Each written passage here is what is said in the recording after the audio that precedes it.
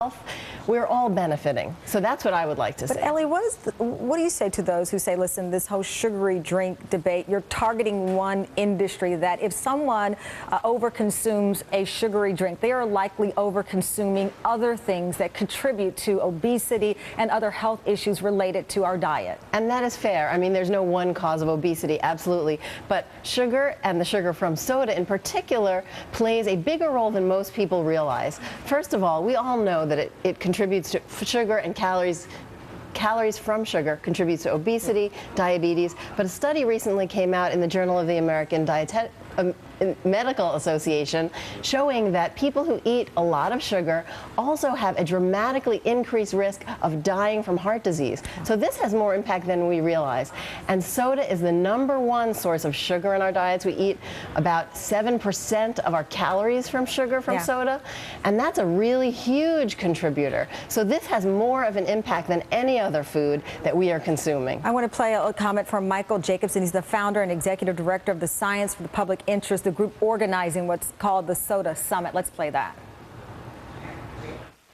We still haven't returned sugar drink consumption to the levels that it ought to be at, something like the 1950s, when sugar drinks were an occasional treat, something you drank at a picnic, at a ball game, maybe on a family dinner on Sunday or a birthday party. That, I think, is the goal, to get back to levels we saw in the 1950s. Ellie, is that realistic? I think absolutely. Really? Absolutely. You know Sugar's in everything now. Well, if we reduce our soda consumption and our soft drink consumption, because it's not just soda, but there's just as much sugar in lemonades, iced teas, and other types of fruity drinks. So these options and the fact that many of them are portable now make them more accessible, and that's why I wonder if we could go back to the 1950s when, you know, the juice aisle maybe was half the aisle. Now it's several aisles. Well, you're also seeing a lot more options in the calorie-free drinks in terms of waters and flavored waters that are all natural and don't have any sweeteners in them. And so I think we can, with education, awareness, and the awareness of the fact that this is causing damage to our health.